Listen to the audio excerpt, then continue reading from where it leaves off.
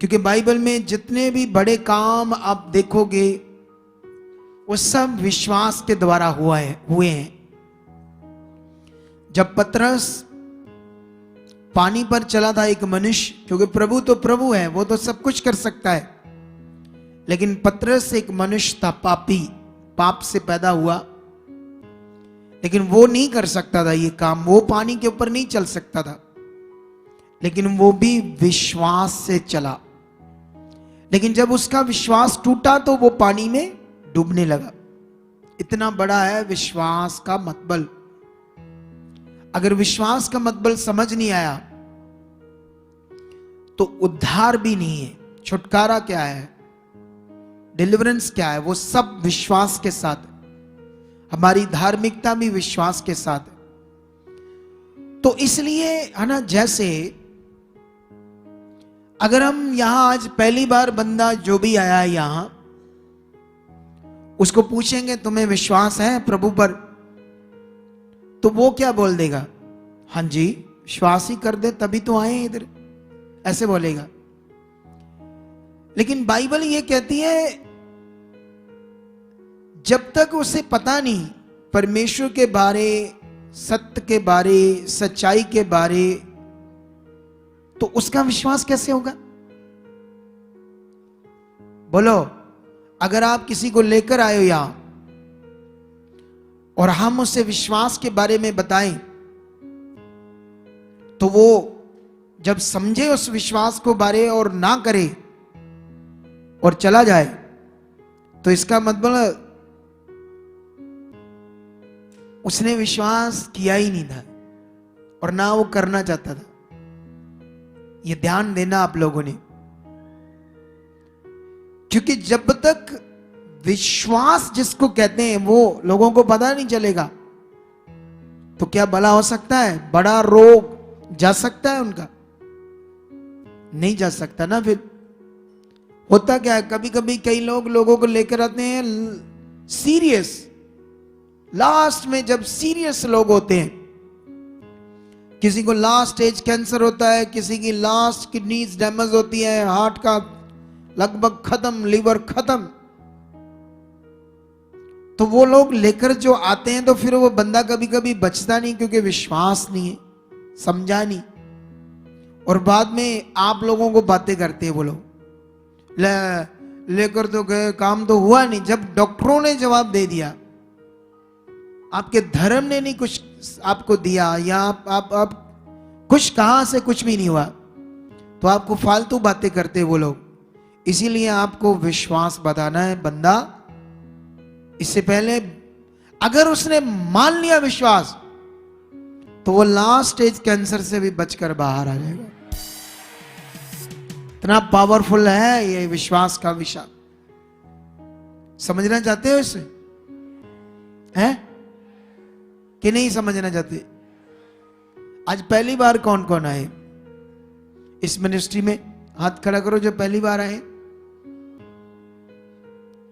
तो कई लोग तो आए हैं पहली बार आज,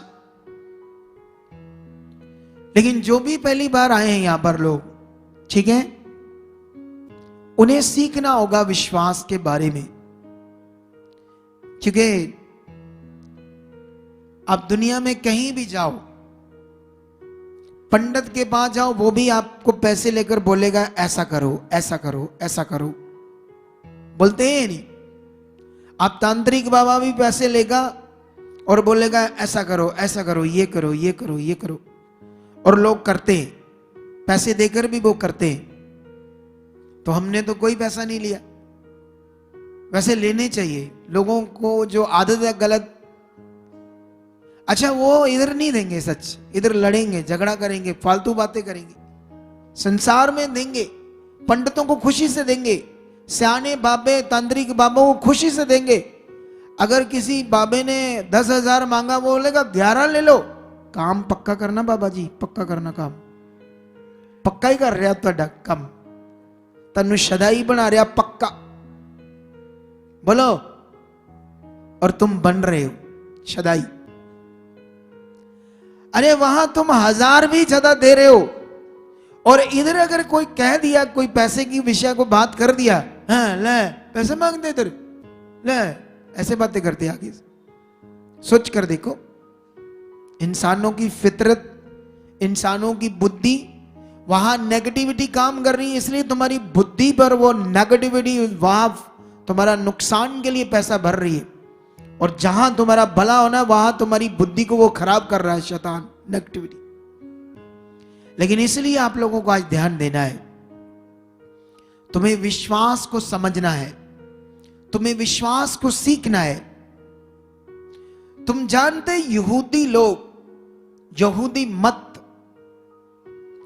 इस वर्ल्ड में, इस दुनिया में, अगर सारी दुनिया तो परमेश्वर की है, पूरी दुनिया, सारे लोग, वो अलग बात है कि अलग अलग मनुष्यों ने, इंसानों ने अपने अपने तरीके बना लिए।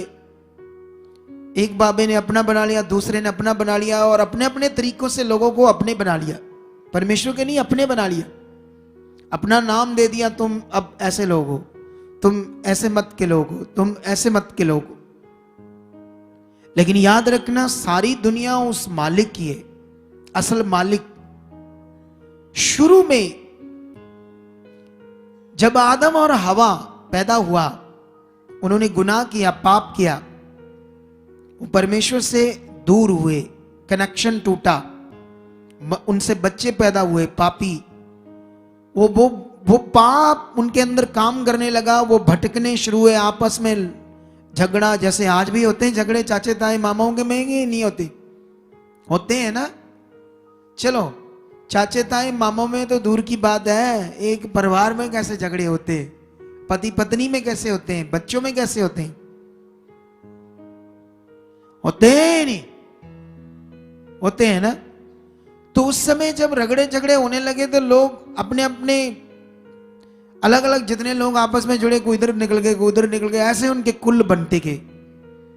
वो उस समय पृथ्वी के ऊपर अलग अलग कुल्लों के लोग अलग अलग पहचान अपनी अपनी रखने लगे। जैसे जैसे जैसे वो काम करने लगे, वैसे वैसे उनकी जातियां बनने लगी। और उनमें से वो लोग जो एक साइड का ग्रुप जो परमेश्वर से बना रहा, उसको कहते हैं यहूदी लोग। बोलो, जो परमेश्वर से एक साइड का ग्रुप उन लोगों में से बना रहा, उन्हें क्या कहते हैं? यहूदी लोग। वो परमेश्वर से बने रहे, और परमेश्वर ने उन्हें अपने नबियों के द्वारा समय समय पर वर्ड दिया, अपना वचन दिया, यीशु मसीह की भविष्यवाणियां दी, यीशु मसीह के बारे में बताया गया, जबकि यीशु मसीह अभी पैदा भी नहीं हुआ। क्योंकि एक्चुअली उस समय हजारों साल एक राजे का महत्व बड़ा होता था। अगर किसी देश, एक कुल के लोग हैं, तो उनका अगर राजा पावरफुल है तो वो सोचते हैं हमारा देश, हमारे लोग सबसे अच्छी जिंदगी जिएंगे। पढ़कर देखो इतिहास, है ना। आपने एक राजे का नाम सुना है, अलेक्जेंड्रा, सिकंदर राजा, सुना है? मैंने भी थोड़ा बहुत, ज्यादा पढ़ा तो नहीं उसके बारे में, लेकिन यह सुना है कि उसने आधी दुनिया से भी ज्यादा दुनिया जीत ली थी। इतना पावरफुल राजा था वो, स्ट्रॉन्ग राजा था वो अपनी सेना को जब लड़ता था तो लड़ने से पहले वो कहता था मौत को याद रखो, आज तुम मरने वाले हो, याद रख लो। ऐसे ही आगे आ जाओ, डर निकाल दो, डर निकाल दो अपने अंदर से। इसीलिए वो आगे बढ़ गए, इतना जीत गए। लेकिन उनका वो काम संसारिक था, शारीरिक था, लेकिन मैं उदाहरण से बता रहा हूं आप लोगों को। लेकिन याद रखो, राजा का बड़ा महत्व था, और यहूदी लोगों में से राजा बनते आ रहे थे। कुछ कमजोर राजा, कुछ परमेश्वर की बात में मजबूत नहीं होते थे राजा, वो जल्दी मर जाते थे, वो अपने लोगों को अच्छे से चला नहीं पाते थे। लेकिन दाऊद सबसे पावरफुल राजा निकला, सबसे पावरफुल। इतना पावरफुल राजा था, इतना परमेश्वर से प्रेम करता था, क्योंकि जो परमेश्वर से प्रेम करता है, जो परमेश्वर की इच्छा को सबसे पहले आगे रखता है, वो परमेश्वर को भाता है और उसमें कोई घटी नहीं रहेगी। चाहे वो तुम लोग भी हो। बोलो, अगर तुम्हारे अंदर भी ये प्रेम आ गया, तुम्हारे अंदर भी ये मन आ गया, तुम्हारा भी ध्यान ये परमेश्वर पर आ गया, तुम्हें भी कोई घटी नहीं होगी। इसलिए परमेश्वर ने जब दाऊद के बड़े मन को देखा, शुद्ध दिल से जीने वाला परमेश्वर के साथ, तो परमेश्वर ने उसके मुंह से, नबियों के मुंह से कहा, दाऊद के वंश से मैं एक ऐसा राजा पैदा करूंगा, और जब वो राजा आपके लिए राजगद्दी पर बैठेगा तो उसकी जो राजगद्दी अनंत काल की होगी, कभी ना खत्म होगी। और यहूदी लोगों के दिमाग में ये वाक्यालंकार बात, ये फिगुरेटिवली बात, ये स्पिरिचुअली बात, वो शारीरिक राजाओं की तरह गद्दी पर बैठना, ऐसा राजा का वेट कर रहे थे। वो आत्मिक चीज समझ नहीं पाए।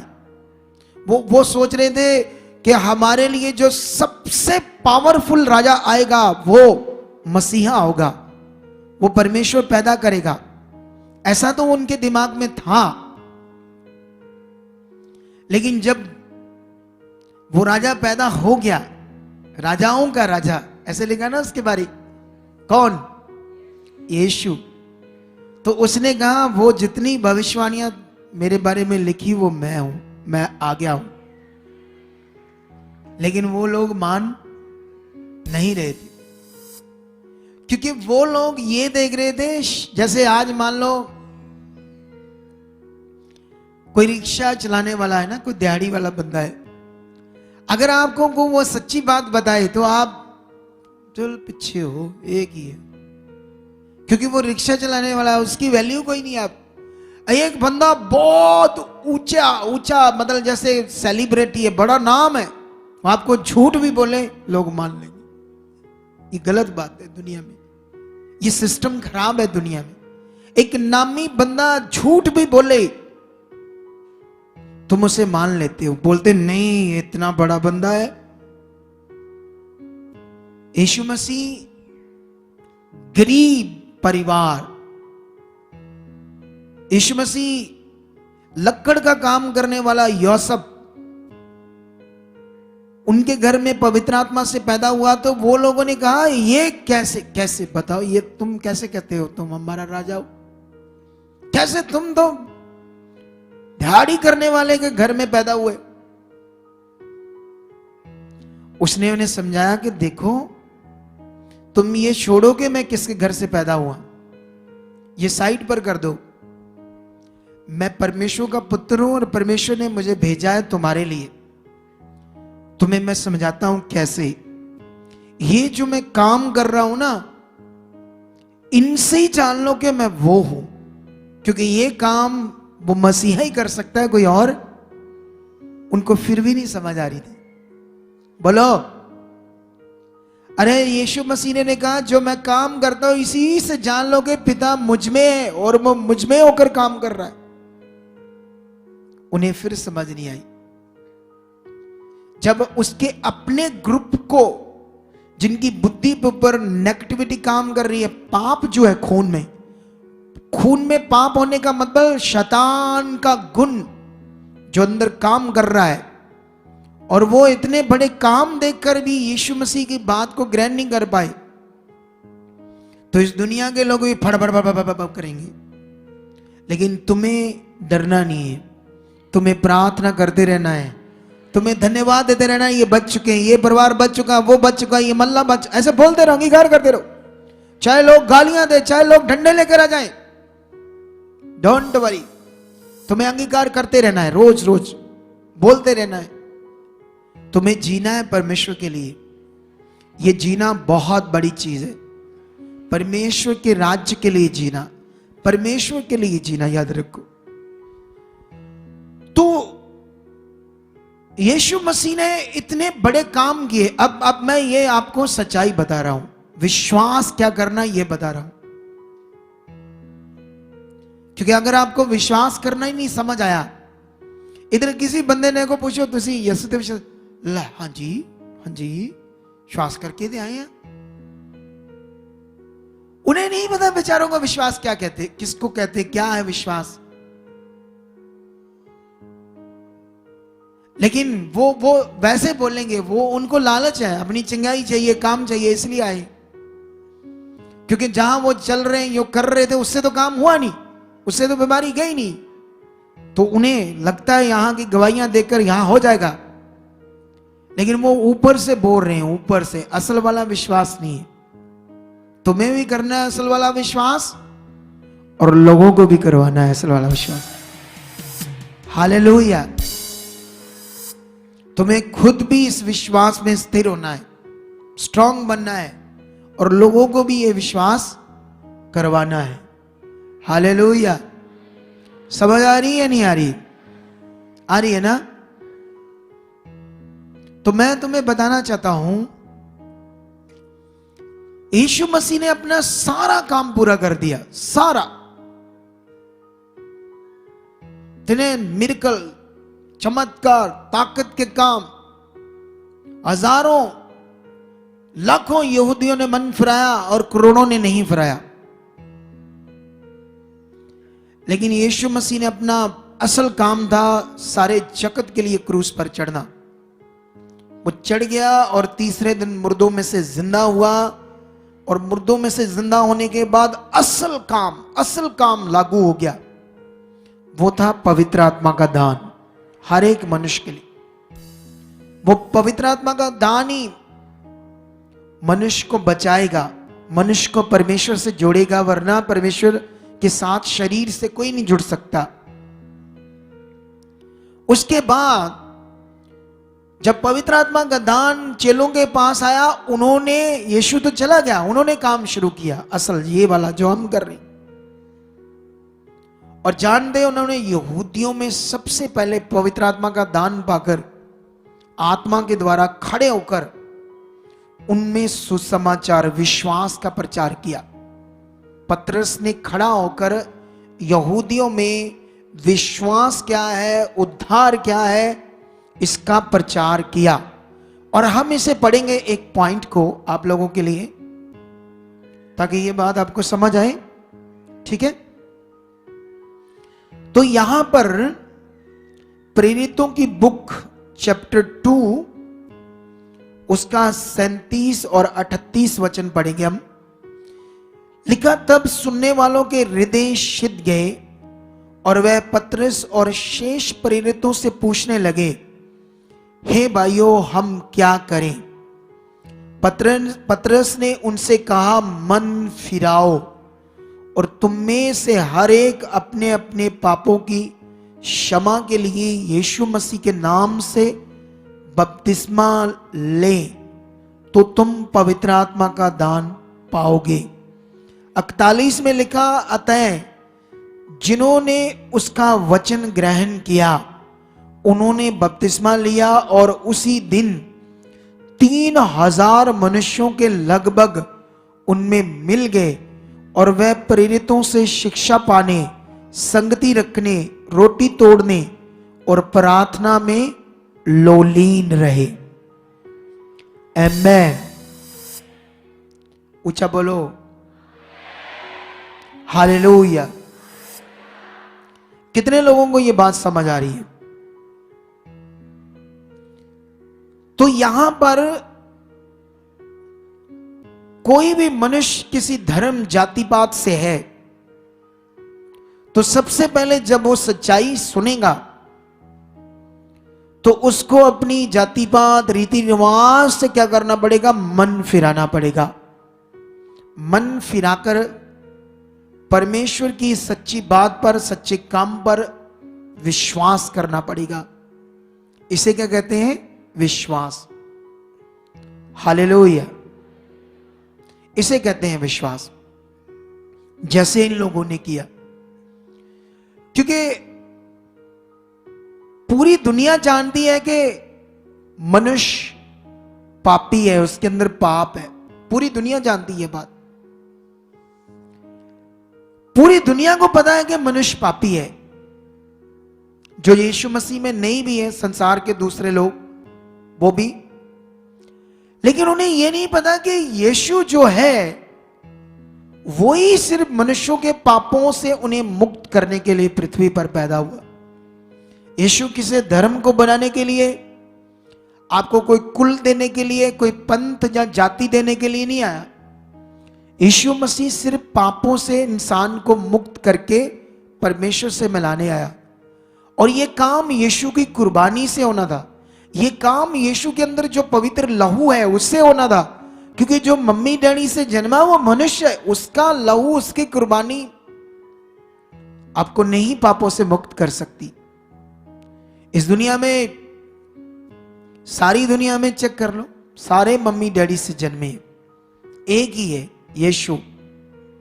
जो मम्मी डैडी से नहीं जन्मा, पवित्र आत्मा से जन्मा है, पवित्र आत्मा से। सुनो, ये जो जन्म है यीशु मसीह का, हो सकता है अलग अलग ग्रंथों में नहीं लिखा, लेकिन एक ग्रंथ में लिखा है। उस ग्रंथ का नाम है कुरान। कुरान में यह लिखा है कि यीशु मसीह कुंवारी से पैदा हुआ, ऐसे लिखा है। और उनका कहना है कि जो परमेश्वर है उसने ये अद्भुत काम किया है, ऐसे उसको पैदा किया, उसकी मर्जी होगी परमेश्वर की। ये वो मानते हैं कि वो कुंवारी से पैदा हुआ और बड़े बड़े मौजज़े किए, वो भविष्यवक्ता था, वो नबी था। लेकिन मुस्लिम लोग कभी भी यीशु को अपना उद्धारकर्ता नहीं मानते। यीशु मसीह को कभी भी वो लोग परमेश्वर का पुत्र नहीं मानते, लेकिन इतना तो उनके ग्रंथ में लिखा है कि वो कुंवारी से पैदा हुआ था। तो ये प्रूफ है वो कुंवारी से पैदा हुआ था। इसीलिए लोगों को इस बात से आग लगती है, क्योंकि पाप को आग लगती है मनुष्यों के अंदर। ये बात याद रखो। लेकिन यीशु ही है वो सतगुरु, एक परमेश्वर, एक सतगुरु।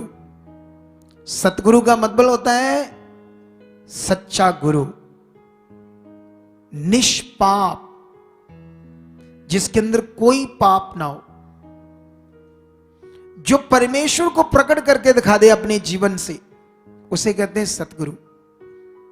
यीशु मसीह का कैरेक्टर पिता का कैरेक्टर है, पिता ही पुत्र के रूप में प्रकट हुआ, लेकिन वो एक सतगुरु के रूप में प्रकट हुआ, क्योंकि जो शरीर में है वो उसे आप परमात्मा नहीं कह सकते। तो यीशु मसीह जब शरीर में था तो उसे ऐसे कहना कि वो परमात्मा है, अजीब बात है। इसीलिए यीशु मसीह ने भी कभी नहीं कहा अपने मुंह से कि मैं परमेश्वर हूं, या चेलों ने भी नहीं कभी कहा कि वो परमेश्वर है। उसने ये बताया ही नहीं। उसने अपने आप को प्रभु कहा और गुरु कहा, पिता को पिता कहा।